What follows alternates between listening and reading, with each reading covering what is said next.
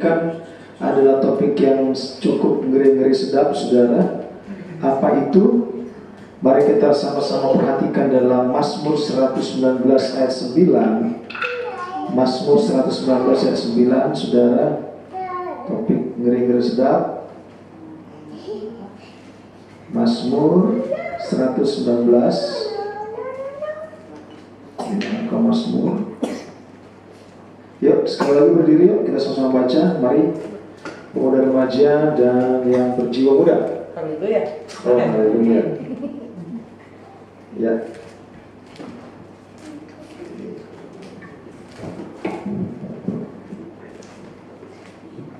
Ya, agak tinggi dikit. Ya, sudah ketemu? 119:9, angka yang sangat gampang dihafal. 2, 3. Dengan apakah seorang muda mempertahankan kelakuan bersih? Dengan menjaganya sesuai dengan firman Tuhan. Amin. Puji Tuhan. Pak Ketua menyampaikan ini kepada saya. Saya bersyukur ini kita bahas, saudara. Seyogianya ini adalah topik seminar, ya. Kalau saudara mungkin pernah ikut di mana ada seminar katakanlah love, sex, and dating, ya. Nanti mungkin mau seminarkan, monggo. Pembicaranya tentunya ahlinya, tetapi atau psikolog, dari akademisi, atau dari hamba Tuhan yang luar biasa, pasti mungkin ada waktunya. Tetapi seberapa yang kita hadir, firman Tuhan katakan, dengan apakah seorang muda mempertahankan kelakuannya bersih? Jawabannya adalah dengan menjaganya sesuai dengan firman-Mu. Sebuah pertanyaan, tetapi ada jawaban. Saudaraku, ini seakan-akan sepertinya simpel, tetapi saya mau katakan, saudaraku, di sekitar kita banyak orang gagal dengan hal ini. Jangankan di sekitar kita, mungkin di atas kita, ya, saudara-saudara kita, mungkin satu level di atas kita, orang-orang tua kita, banyak yang gagal dengan ayat ini.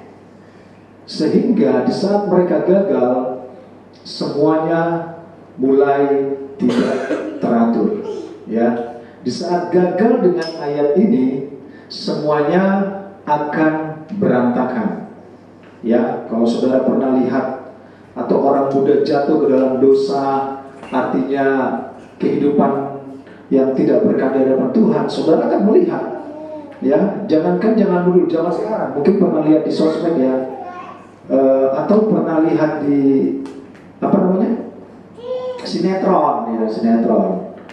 Dia katakan, wanita yang aku suka adalah ibu dari siapaku, dari siapa. Jadi kayaknya silsilahnya bingung-bingungkan gitu loh. Karena memang nggak sinkron, nggak vertikal gitu, ya. Jadi karena memang kegagalan di sini. Justru di sini menjadi poin yang paling, saya katakan poin yang paling iblis suka untuk mengganggu manusia, ya. Mempertahankan kelakuan bersih, mempertahankan kelakuan kudus, mempertahankan kelakuan suci, mempertahankan kelakuan benar, ya. Dikatakan di sini kelakuan, saudara, kelakuan, ya. Kalau dalam terjemahan bahasa Inggris kita, where with all self a young man cleanse his way. Di bahasa Inggris saya katakan jalan, ya, kelakuannya. Saudara, jawabannya adalah dengan menjaga sesuai dengan firman Tuhan.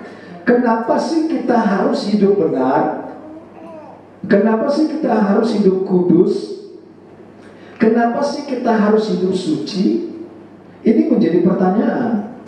Kenapa sih gue gak bisa hidup semau gue gitu loh? Kenapa sih gue gak bisa hidup seturut caranya gue, ya kan? Kalau ada lagu lama, lagu barat dulu, I did it my way gitu, ya. I wanna do it by my way. Saya ingin melakukan semua dengan cara gue gitu, semua dengan cara aku. Gak mau dengan cara yang A dan B. Pokoknya gue mau dengan cara gue gitu. Sehingga banyak orang pun, jangankan orang muda, orang tua pun ingin mereka melakukan dengan cara mereka, yang kemungkinan pun belum tentu sesuai dengan firman. Kenapa kita harus hidup kudus? Kenapa kita harus hidup suci? Saudaraku, mari kita berhenti dalam Ibrani 12 ayat 14 sampai 16. Ibrani 12 tadi dikatakan kelakuan. Ya, kelakuan sudah mencakup banyak hal. Itu kalau kita seminarkan bisa sehari penuh. Kelakuan, ya, tapi nggak mungkin saudara kita sampai tengah malam di sini. Ibrani 12 ayat 14 sampai 16. Ibrani 12 ayat 14 sampai 16 dikatakan, berusahalah hidup damai dengan semua orang. Tadi bicara kelakuan. Dan kejarlah kekudusan. Tadi bicara bersih. Sebab tadi kan ditanya, kenapa sih harus kudus-kudus segala? Nggak ngetren tahu gitu. Apalagi waktu di zaman sekarang nggak cozy tahu. Sebab tanpa kekudusan tidak seorang pun akan melihat Tuhan. So you do it your way, but you'll never see God. You will never see the presence of the Lord. You will never see His face. Ayat Matius 6:33 katakan, carilah dulu kerajaan Allah dan kebenarannya, maka semua ditambahkan kepadamu. Mencari Tuhan dan kebenaran, you need holiness. Anda butuh kekudusan. Dikatakan bahwa tidak seorang pun akan melihat Tuhan. Jadi kalau ada orang bilang, saya melihat Tuhan, saya dekat dengan Tuhan, tetapi kelakuannya nggak bersih, dia tidak berdamai dengan orang, nonsense, pasti dia bohong. Jagalah supaya jangan ada seorang pun menjauhkan diri dari kasih karunia Allah. Di mana kita bertemu kasih karunia Allah? Dalam persekutuan dengan Tuhan, dalam ibadah. Berarti bahasa sederhananya, jagalah supaya jangan ada seorang pun yang meninggalkan ibadah. Karena di bagiannya dikatakan Anda melakukan hukum Taurat, monggo. Tetapi kasih karunia adalah bagi orang-orang yang dekat kepada Tuhan. Amin. Orang-orang yang mau beribadah. Jagalah supaya jangan ada seorang pun menjauhkan diri dari kasih karunia Allah. Jagalah jangan ada seorang pun yang menjauhkan diri dari ibadah, dari persekutuan dengan Tuhan. Tidak mungkin Tuhan memberikan kasih karunia kepada orang yang jauh dari Tuhan, yang tidak mau dekat dengan Tuhan. Tadi jelas dikatakan bahwa tidak seorang pun tanpa kekudusan, tidak seorang pun akan melihat Tuhan. Di mana kita mengejar kekudusan? Di saat engkau beribadah, di saat engkau melakukan kebenaran, di saat engkau berdoa, di saat engkau membaca firman, di saat engkau bersekutu, 2-3 orang berkumpul atas namaku dengan sehati. Yesus sendiri katakan, aku ada di tengah-tengah mereka. Lanjut. Jagalah supaya jangan ada seorang pun menjauhkan diri dari ibadah. Saya sederhanakan, agar jangan tumbuh akar yang pahit, yang menimbulkan kerusuhan, yang mencemarkan banyak orang. Berarti kalau ada orang yang jarang-jarang ibadah, dia bisa jadi akan memberikan akar pahit dan kerusuhan. Bisa kerusuhan, bisa kacau, dan mencemarkan banyak orang. Ini yang banyak orang gagal. Di sekitar kita banyak orang gagal di sini dalam mengejar kekudusan, dalam hidup kudus sebagai orang muda, dalam hidup kudus.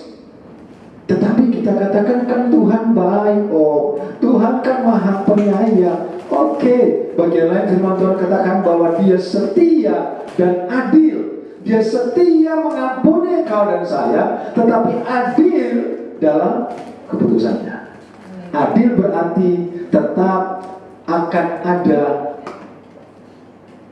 konsekuensi dari apa yang kita kerjakan. Seberapa banyak orang di sekitar kita yang gagal dalam kekudusan sebagai orang muda, bagaimana hancurnya kehidupan mereka.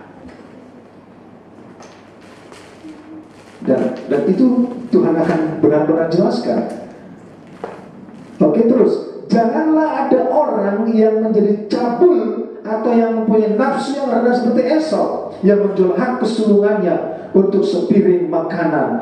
Jangan ada orang yang menjadi cabul dalam perkataan, dalam perbuatan, apa yang dia tonton, apa yang dia lihat, dan juga yang memiliki nafsu rendah seperti Esau yang menjual hak kesulungannya. Kok bisa? Itu nafsu rendah menjual hak kesulungan. Saudara, saya mau katakan, firman Tuhan katakan, utamakan Tuhan, kejar kekudusan. Itu adalah yang sulung, yang utama. Tetapi Esau menggantikan hak kesulungannya yang utama, yang janji Tuhan.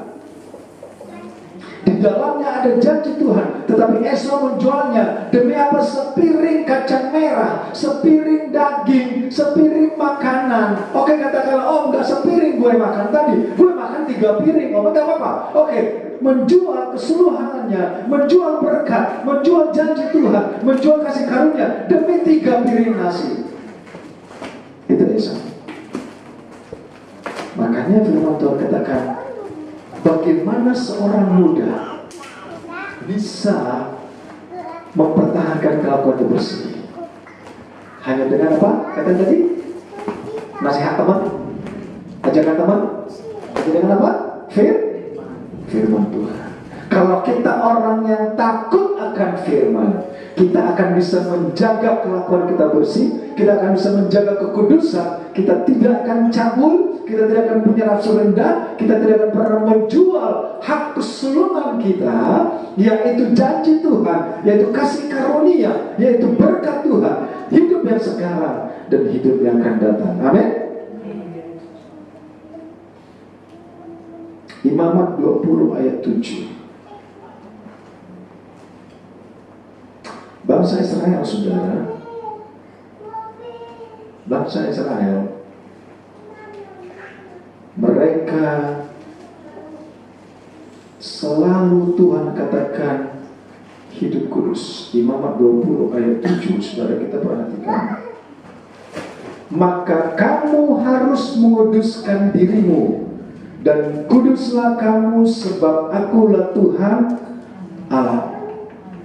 Kita punya Tuhan yang kudus. Di Bible katakan, kuduslah kamu sebab aku kudus. Tidak ada seorang pun yang bisa bertemu Tuhan tanpa kekudusan. Saudaraku, begitu pentingnya engkau bisa ada, harus dalam kekudusan.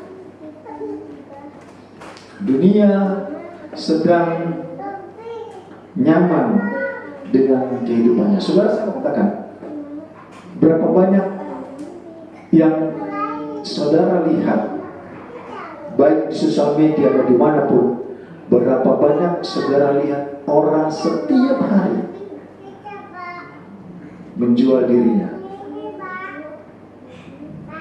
Hampir setiap hari Anda bisa melihat orang di sosial media menjual dirinya, mempertontonkan dirinya. Bagaimana mereka tidak lagi menghargai sebuah konsep kekudusan. Bagaimana mereka sudah tidak lagi menghormati kekudusan Tuhan. Sehingga saudaraku, ayat Mazmur tadi, dengan apakah seorang muda mempertahankan kelakuannya bersih, dengan menjaganya sesuai dengan firman Tuhan, sesuai dengan firman Allah. Pada saat Firaun bertemu dengan Yusuf yang muda belia itu, Firaun katakan, bagaimana mungkin kita bisa mendapatkan seorang pemuda yang penuh dengan roh Allah. Dia begitu kudus. Karena apa? Karena dia sudah melalui setiap ujian dan cobaan. Dia menolak godaan tante Poti. Dia menolak godaan hal yang lain, yang membuat dia menjadi anak pemuda yang penuh dengan roh Tuhan. Dan ini yang penting, saudaraku, yang terjadi dalam kehidupan kita. Saya mau katakan, ayat ini banyak orang gagal melakukannya. Di sekitar kita, dimanapun kita melihat. Kenapa mereka gagal? Karena mungkin mereka tidak membaca ayat ini, atau karena mereka tidak hadir di dalam topik ini. Saudara yang kekasih, pemuda remaja yang ada, tidakkah kita rindu untuk kita berkenan di hadapan Tuhan? Kita mungkin berpikir bahwa hidup kita terlalu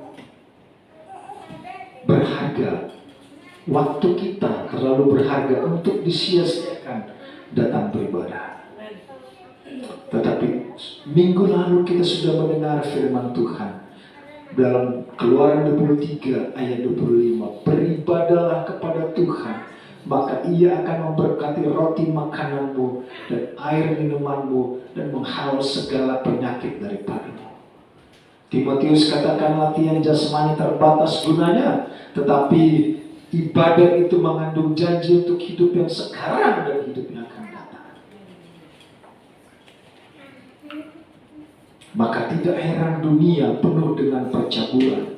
Dunia penuh dengan kata-kata cabul. Dunia penuh dengan perkataan cabul, dengan pikiran cabul dan perbuatan cabul. Karena apa? Mereka tidak mau menguduskan diri. Mereka menolak ibadah. Mereka menolak tuntunan Tuhan. Mereka menolak didikan Allah. Beberapa waktu lalu kita sudah bicara tentang bagaimana konsekuensi kita menolak didikan Tuhan. Yang terjadi adalah penyesalan di ujungnya, saudara. Saya yakin kita bisa melihat di sekitar kita bagaimana rumitnya, ruwetnya, complicatednya hidup orang-orang yang gagal dalam ayat ini. Bagaimana rumitnya hidup mereka.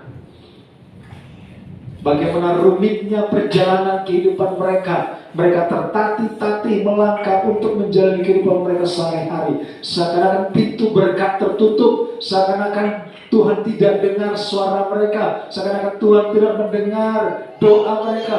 Bagaimana beratnya mereka melangkah menjalani kehidupan mereka. Karena apa? Karena mereka tidak mau hidup dalam kekudusan. Mereka tidak mau mengejar kekudusan. Buat mereka kekudusan nomor 2. Mereka tidak mau bersekutu dalam kebenaran firman. Di sisi lain mereka melihat orang lain begitu diberkati Tuhan, begitu gampang doanya dijawab. Tuhan itu setia dan adil. Dia akan mengampuni kita. Dia setia mengampuni kita. Tetapi dia tetap adil.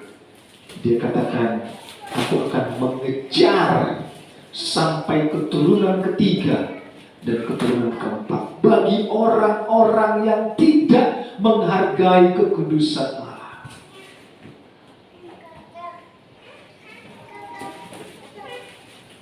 Bagi orang-orang yang menganggap remeh, saudara.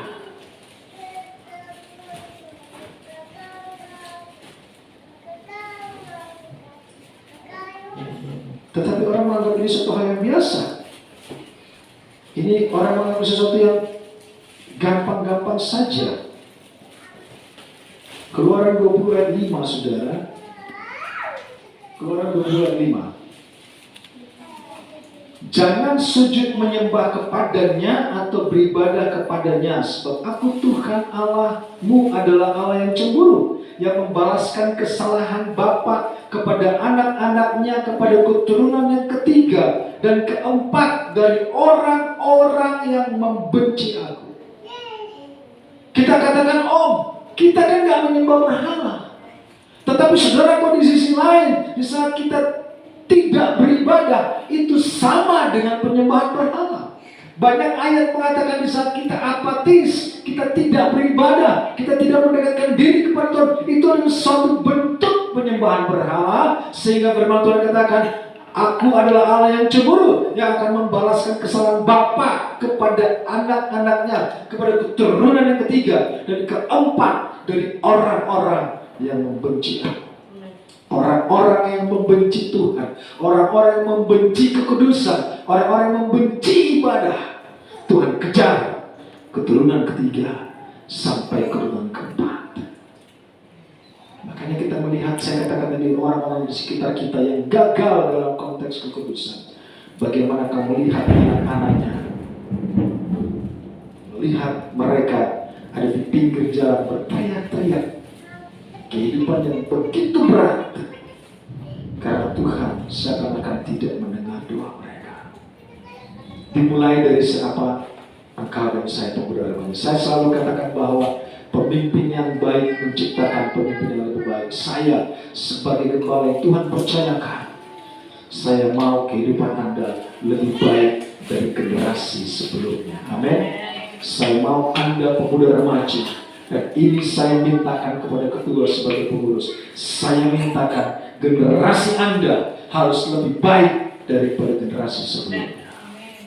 Engkau harus patahkan kutuk keturunan ketiga dan keempat itu.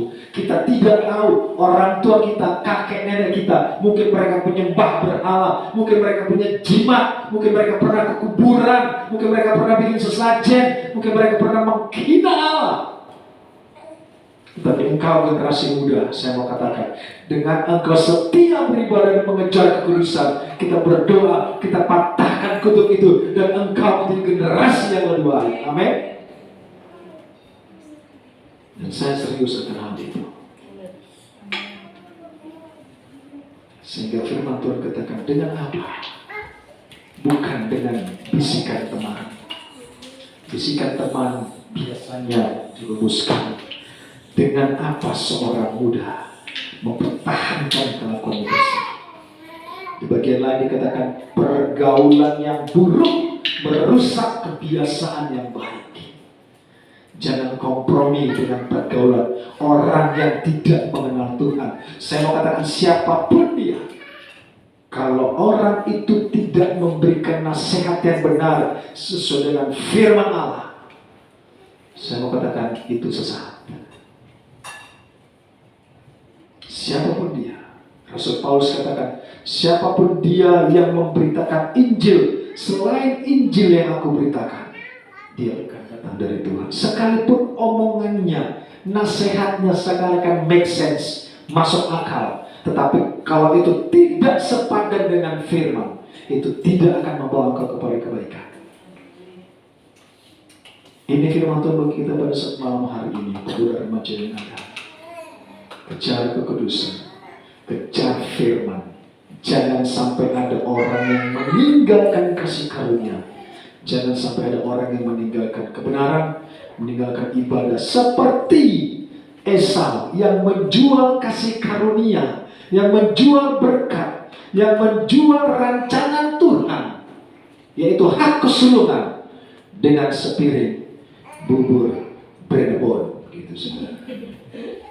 Enggak sepiring, saya 3 piring, terserah. Oh enggak 3 piring, saya 1 kuali, terserah. Tetapi mereka yang meninggalkan ibadah demi apapun itu, mereka punya nafsu rendah seperti Saul. Dan saya mengatakan, sekitar kita banyak orang-orang seperti itu yang gagal dalam konteks kekudusan. Kita akan melihat mereka akan membayar apa yang mereka sudah kerjakan. Allah kita setia, mengampuni, tapi dia adil dalam tindakannya. Puji Tuhan, kita naikkan satu pujian.